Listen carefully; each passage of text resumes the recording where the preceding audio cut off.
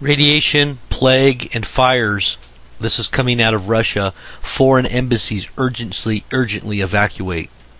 A hasty evacuation of diplomatic staff from foreign embassies, like a stampede, began in Moscow. Many embassies are trying to hide the evacuation for political reasons.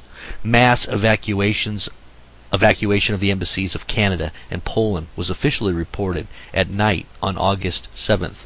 Western media, meanwhile, reported that the Canadian embassy in Moscow was closed.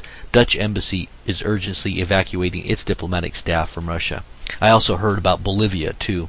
A high level of air pollution as one of the consequences of forest fires has become an official ground for evacuating embassy staff and their family members. Now, this is because this toxic radioactive particles within all the dust that's coming from those fires, because remember, everybody, we had a nuclear meltdown that put just a mass amount of radiation into all of the forests, the trees, the grasses, the dirt, and now that these fires are rushing through the Russian continent right now, that are especially in that area where all this radiation was disseminated from the meltdown in 1986.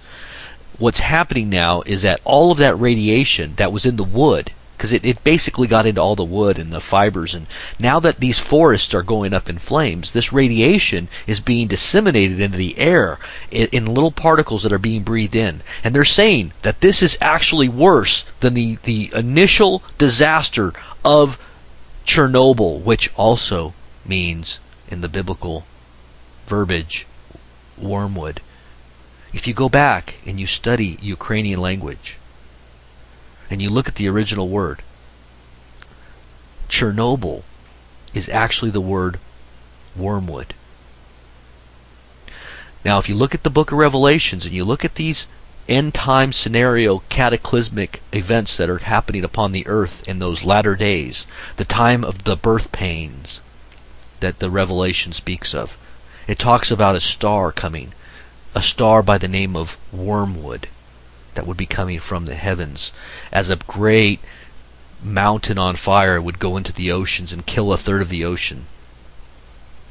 I think this has a relationship to BP. If you look at BP's logo, it actually looks like the flower of a wormwood. There is a flower that's called wormwood, and also has that very similar logo look of BP's logo. It also looks like a star. They say it's a sun. Now, a sun is a star.